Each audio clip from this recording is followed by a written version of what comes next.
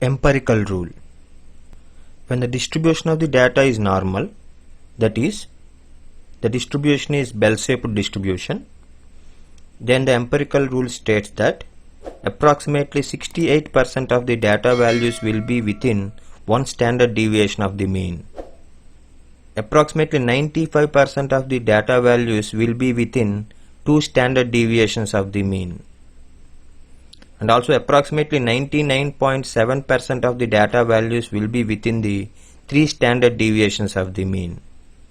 That means if we consider this is our data distribution, which is having some bell shape, then this is the mean of that curve.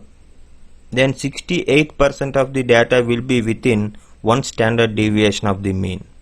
So that means the lower bound of this data values will be mu minus 1 into sigma, where mu is the mean and sigma is the standard deviation, and the upper bound of the 68% of the data would be mu plus 1 into sigma. Next, if we consider the 95% of the data values, those will be within two standard deviations of the mean. The lower bound of this 95% of the data values will be mu minus 2 into standard deviation, and the upper bound would be mu plus 2 into standard deviation. And the third point of this rule states that 99.7% of these data values will be within three standard deviations. So that means the lower bound of this 99.7% data values will be mu minus 3 into sigma, and the upper bound would be mu plus 3 into sigma. If we consider an example here, the scores of the students in an university has a bell-shaped distribution, which is having a mean of approximately 69 and the standard deviation approximately 3. Then we are going to analyze this data by using empirical rule. If I assume the distribution like this normal curve, then the mean is 69. Then we can say the 68% of the data within the one standard deviation of the mean. Then the lower bound of this 68% of the data would be 69 minus 1 into 3. So that would be 66, and the upper bound will be 69 plus 1 into 3, that would be 72. So then we can say the 68% of the students have the score between 66 and 72. And next, if we consider 95% of the data would be within two standard deviations of the mean, then the lower bound would be mu minus 2 into sigma, that is 63. Upper bound would be mu plus 2 into sigma, that is 75. Then we can say 95% of the students have the score between 63 and 75. And the third point of the empirical rule states that 99.7% data would be within three standard deviations of the mean.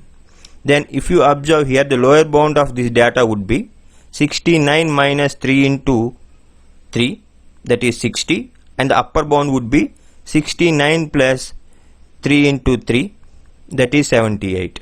Then we can say 99.7% of the students will have the score between 60 and 78. Now we will see the Python code to simulate this empirical rule.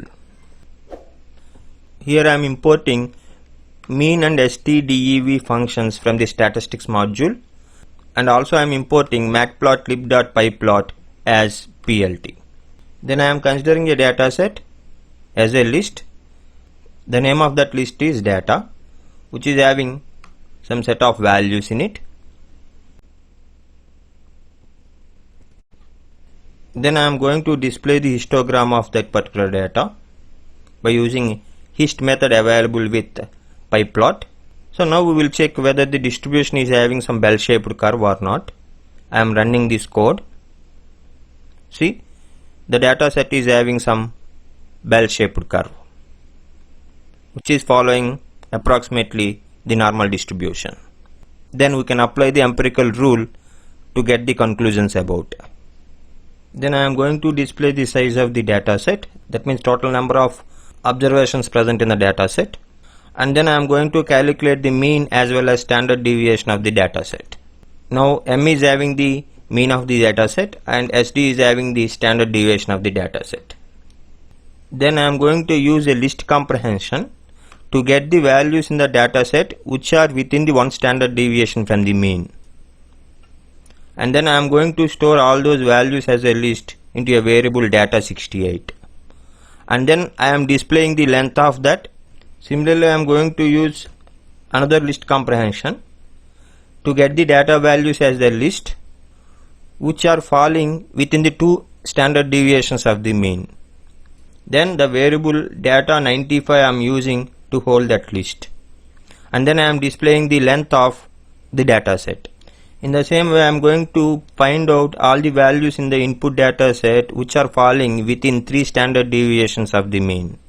Then this list comprehension returns those values into a variable data99.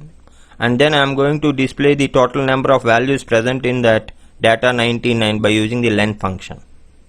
Now, if I run this entire code, then we got the total number of elements present in the input data set, and then we got the total number of elements present in data68. That means those are the values falling within one standard deviation from the mean.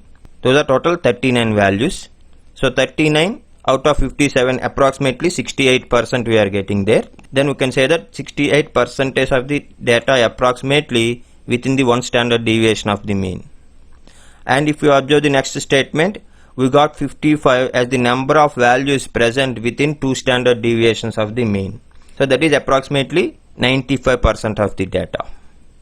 And the third, 57 values are falling within 3 standard deviations of the mean. That means 99.7. That means approximately the entire data values will be present within 3 standard deviations of the mean.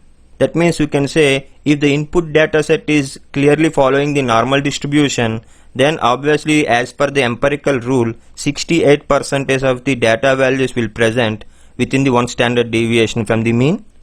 95% of the data values will present within 2 standard deviations of the mean, and 99.7, almost all data from the input data set will present within 3 standard deviations from the mean.